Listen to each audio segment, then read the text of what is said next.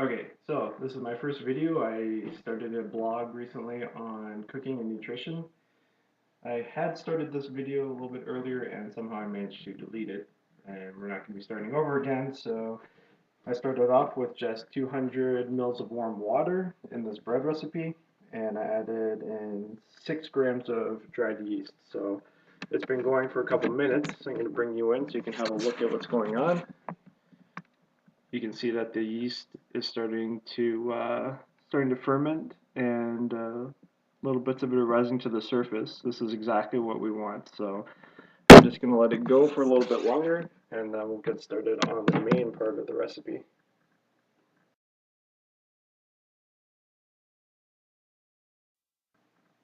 And we're back. So it was a little bit cold in here today, so this took a little bit longer than normal. So what you see here, that is fully activated. So it's ready to go, and now we can just add our remaining ingredients. So now we have 400 grams of flour and 5 grams of salt and 25 grams of sugar. So give those a little mix, and then just toss it in with the yeast and water.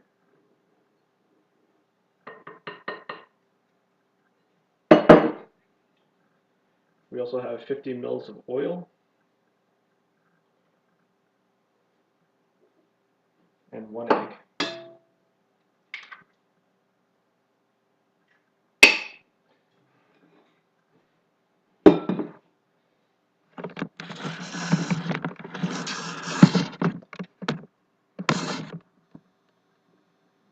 So now we're going to put this into the trusty KitchenAid mixer. Put the dough hook on.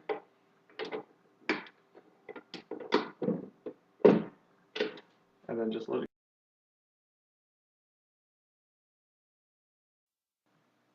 Okay, so you only have to mix it for a couple minutes, and then wait till it comes together. Depending on how wet or dry it is outside, you're probably going to have to adjust the recipe by adding a little bit of flour or a little bit of water. This one right here is a little bit wet, so we're going to have to add a little bit of flour to that.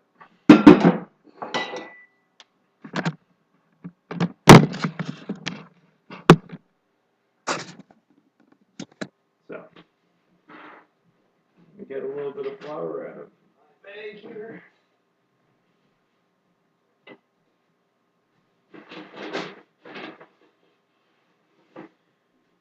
And then you can just knead it on the counter by hand. So start off by dusting the surface a little bit. And then pull your dough out.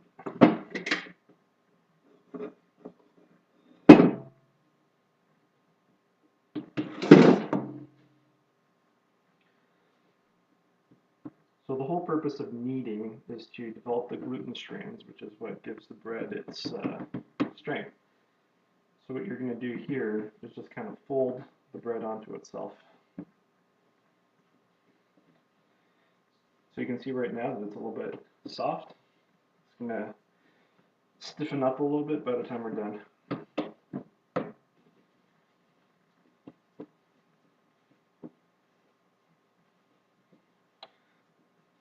So the reason why I'm turning it is you're trying to develop the gluten in a lot of different directions. That way it makes a more strong lattice or matrix network, and that'll make it a lot stronger when you finally decide to bake it.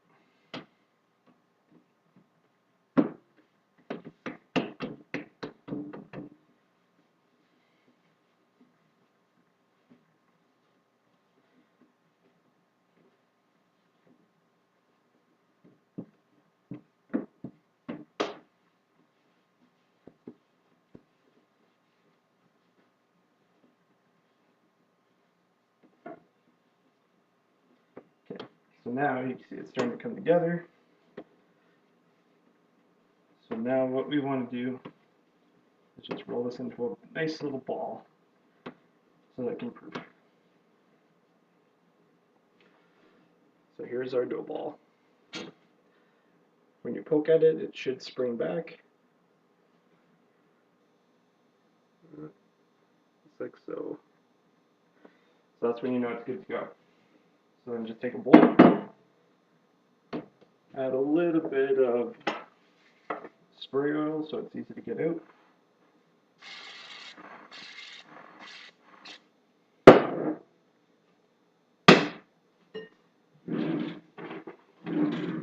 And then cover it with plastic wrap.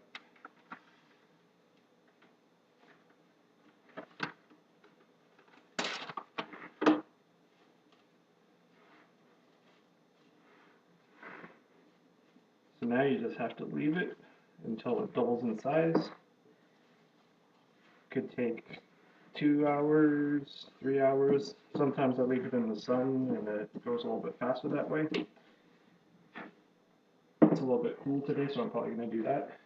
So we'll be back once it doubles in size. Okay, so here's my take two, since apparently the computer decided to freeze and didn't show the last part that I did. So all I did was, after it doubled in size, I took the dough out, put it on the counter, and divided it into 2 pieces. Are saying that what you can do is pretty much anything with this bread. So you have your dough and it's done because you did the first ferment. So if you wanted to, you could turn these into little buns if you wanted to. You could turn them into breadsticks, or you could even turn it into a loaf of bread by just putting it in a bread pan. So this is a really simple, just basic recipe. What I'm going to be doing tonight is making cheesy breadsticks with this. So I actually need 2 pieces. So I divided it in half because I need a piece on the bottom, the filling, and then a piece on the top. So all I did was, after I divided it, rolled it into 2 balls.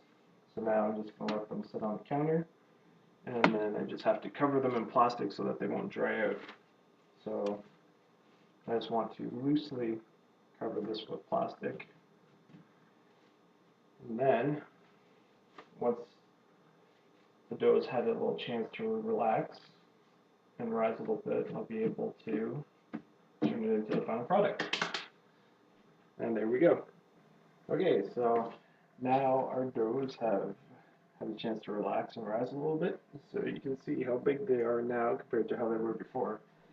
So now we're just going to roll out one of them for the bottom and then one of them for the top.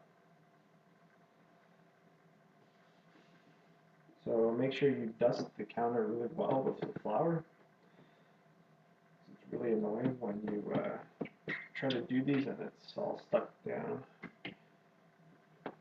There we go. So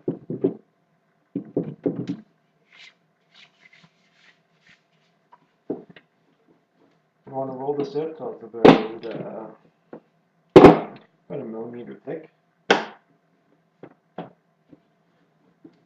You're trying to get it about as square as possible. So a big rectangle, if you can manage that, or if not, just make sure that both pieces are the same shape and size approximately.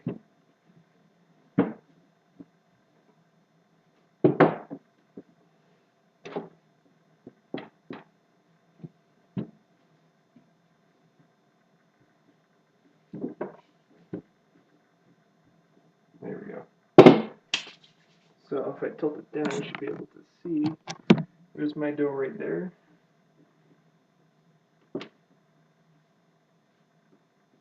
So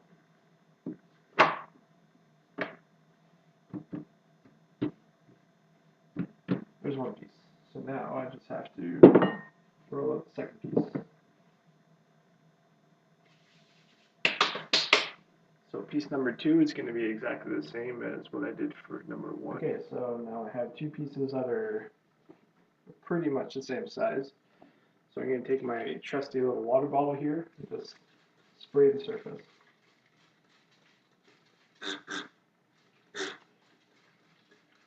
Now, the reason I'm doing this is eventually we're going to be putting the other piece on top, and having it wet makes it a lot easier for it to stick.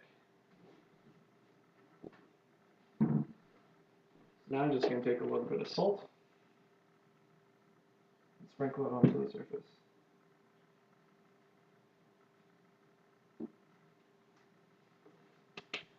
And then here I got a little bit of cheddar cheese and a little bit of Parmesan.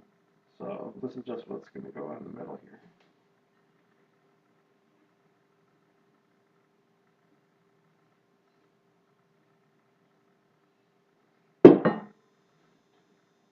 So spread it out, but make sure that you leave a little bit of a border. Here. Make sure you have it nice and full. So after that, take your second piece of dough, just lay that on top.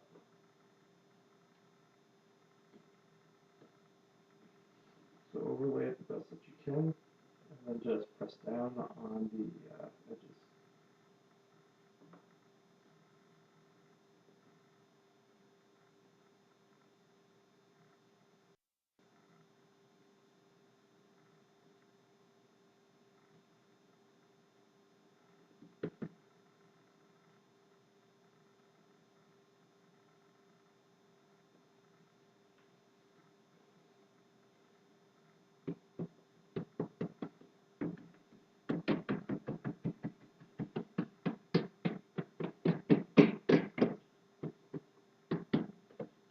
There. So now that we have a nice big pizza pocket, we're going to take our trusty pizza cutter. So you're going to want to cut this into strips that are about an inch wide.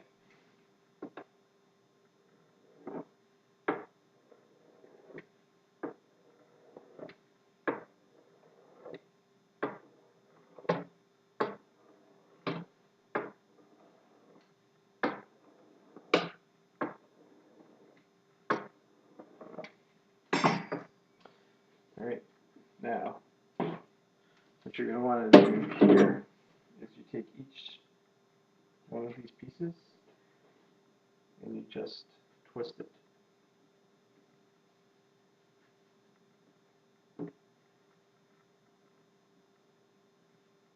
So then you end up with a little bread twist like this. And just lay it on the cookie sheet.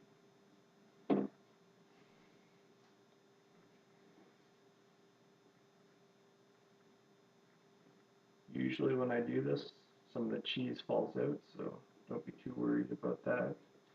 You can always just save it for something else or just throw it on top. So this is why we ended up flouring the surface pretty well before we started, because once these things start sticking, it becomes a really big pain in the butt trying to get them to come off. You can stick some of it in there. Otherwise, some people might feel that they got ripped off if they get the piece with, there we go.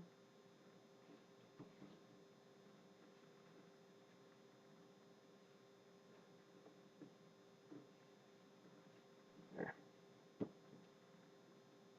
So now we have a full set of cheese sticks. So if you feel that it's not salty enough, you can always just spray the tops again. And then just put a little bit of salt on each one. The thing that goes really well with these is if you have some sesame seeds, you can sprinkle some sesame seeds on top. That goes very well. We just don't have any right now. Otherwise, that's what I'd be doing.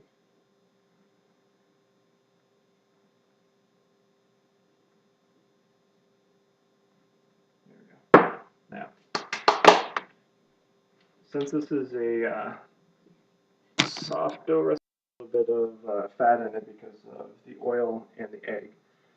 So I'm only going to be cooking it at 350 degrees because any more than that and it'll probably burn before it's done cooking.